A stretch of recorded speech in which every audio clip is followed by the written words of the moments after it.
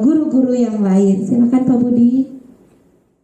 Nah, di sini ada melalui tahapan berja nih ya, ini rumusnya ya.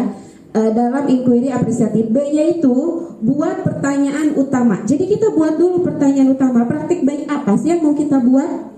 Pertanyaan besarnya gini, ketika di sekolah kita banyak yang terlambat, ketika pelajaran kita berdekatan setelah istirahat. Banyak siswa yang tidak masuk karena alasannya masih di kantin, masih makan, masih jajan, ngantri bu, banyak yang beli bu, saya kan juga lapar bu, saya haus bu, wah banyak itu anak saking banyak pertanyaannya. Jadi kita bikin dulu, buat pertanyaan utama apa sih yang sebenarnya mau kita selesaikan dengan cara berbuat hal positif gitu ya.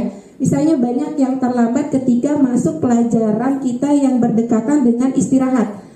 Kenapa ya siswa banyak yang terlambat? Berarti harus ada yang diselesaikan. Lalu A-nya ambil pelajaran. Kita analisis sebagai kita seorang guru. Kenapa bisa seperti itu? Kenapa anak-anak terlambat? Apakah mereka tidak suka pelajaran saya? Mungkin bisa jadi. Atau yang kedua, apa mereka itu memang sengaja menghindari pelajaran kita? Bisa jadi.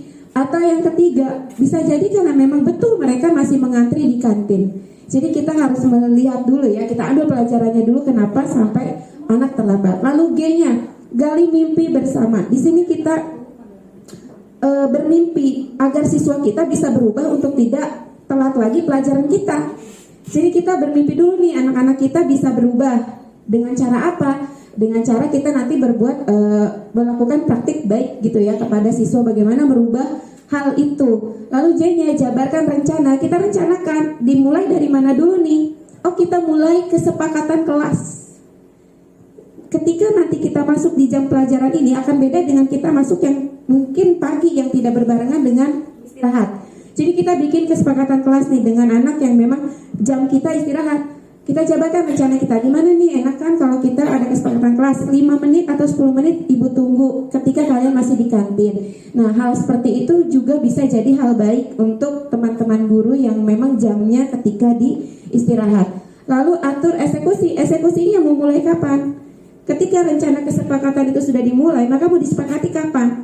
Apa yang akan dilakukan? Terus bagaimana nanti? Tapi tidak ada hukuman ya, tidak ada, tetapi ada kesepakatan resesi ya.